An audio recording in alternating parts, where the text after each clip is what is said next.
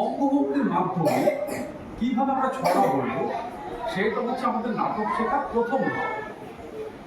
যেমন আমি একটা ছড়া বলছি, ছড়াটা আমি দেখাচ্ছি, তখন সবাই আমাকে দেখে দেখে বলবে, যেমন যেমন বলছি আমি। ঠিক আছে? ডালে বসে কাক ডাকে কা কা কা,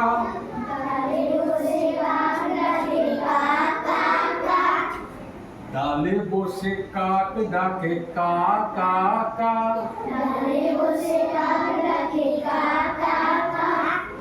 বনেতে শেয়াল ডাকে হুক্কা হুয়া,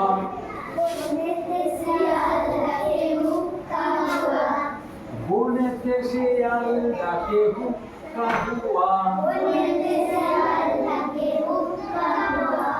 ময়রার দোকানেতে অনেক মিঠাই, রসগোল্লা ভরা ছিল কড়াই, কাক এসে টুক করে ঠোঁটে তুলে নেয়, কাক এসে টুক করে ঠোঁটে তুলে নেয়, ডালে বসে খায়, শিয়াল চালাক ভাইরে শিয়াল চালাক, বলে শোনো ওরে ভাই, তোমার মতো মিঠে গলা কবু শুনি নাই, খুশি হয়ে কাক ডাকে কা কা কা, ঠোঁট থেকে খসে পড়ে রসগোল্লা, রসগোল্লা নিয়ে শিয়াল পালাই, রসগোল্লা নিয়ে শিয়াল পালাই,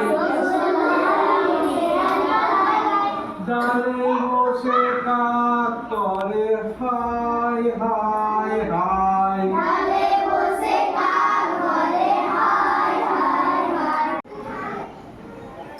অঙ্গভঙ্গির মাধ্যমে কিভাবে আমরা ছড়া বলবো সেটা হচ্ছে আমাদের নাটক শেখার প্রথম ধাপ। যেমন আমি একটা ছড়া বলছি, ছড়াটা আমি দেখাচ্ছি, তখন সবাই আমাকে দেখে দেখে বলবে, যেমন যেমন বলছি আমি। ঠিক আছে? ডালে বসে কাক ডাকে কা কা কা,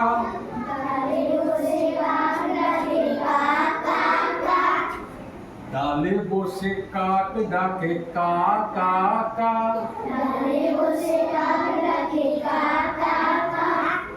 বনেতে শেয়াল ডাকে হুক্কা হুয়া,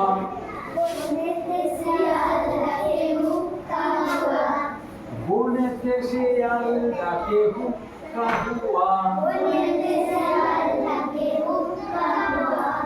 ময়রার দোকানেতে অনেক মিঠাই, রসগোল্লা ভরা ছিল কড়াই, কাক এসে টুক করে ঠোঁটে তুলে নেয়, কাক এসে টুক করে ঠোঁটে তুলে নেয়, ডালে বসে খায়, শিয়াল চালাক ভাইরে শিয়াল চালাক, বলে শোনো ওরে ভাই, তোমার মতো মিঠে গলা কবু শুনি নাই, খুশি হয়ে কাক ডাকে কা কা কা, ঠোঁট থেকে খসে পড়ে রসগোল্লা, রসগোল্লা নিয়ে শিয়াল পালাই, রসগোল্লা নিয়ে শিয়াল পালাই, ডালে বসে কাক করে হাই হাই হাই।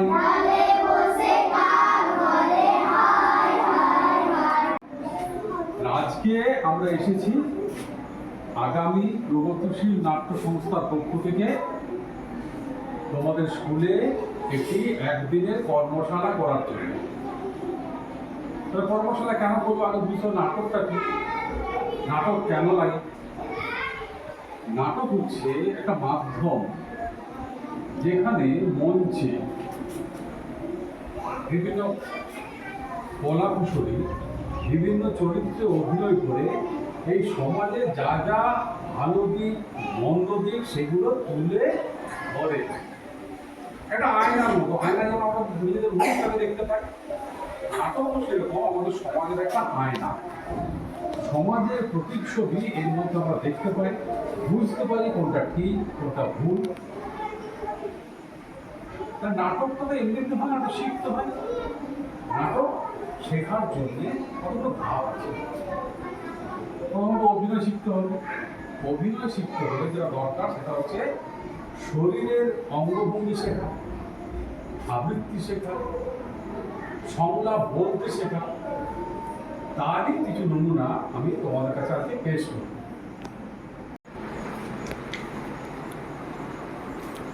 নাটক করতে হলে আমাদের শরীরটাকে কত ফ্রি করে দিতে হবে। বিভিন্ন অঙ্গভঙ্গির মাধ্যমে শরীরকে যদি আমরা ব্যবহার করতে পারি ঠিক তার জন্য শরীরটা ফ্রি করতে হবে। গলা যেমন লাগে নাটকে তেমনি শরীরটাকেও লাগে। শরীর কেমন করে ফ্রি করবো তাকে কিছু ছড়া আমরা করাচ্ছি। একটা ছড়া খুব ছোট মতো, খুব মজা লাগে, খুব আনন্দ হবে। ঠিক আছে, আমি যেমন যেমন করছি সবাই করবে। জায়গা আমার নেওয়া হয়েছে তো, কারোর সঙ্গে কারোর গানা লাগে 4 লাইনে একটু ছড়া করো। ঠিক আছে, বড়কির বড় ছুটকি গাবদা গাবুস মুটকি কাঁদে আঙুল মোটকে ভাত খাবে না চটকে লাল পিঁপড়ে দেখলে পরে অমনি পালায় সটকে। লাল পিঁপড়ে দেখলে পরে অমনি পালায় সটকে। তাহলে কি হলো, এই ছড়াটার মাধ্যমে আমার শরীরটা উঠলাম বসলাম, একটু ব্যায়াম হলো। আর কি হলো,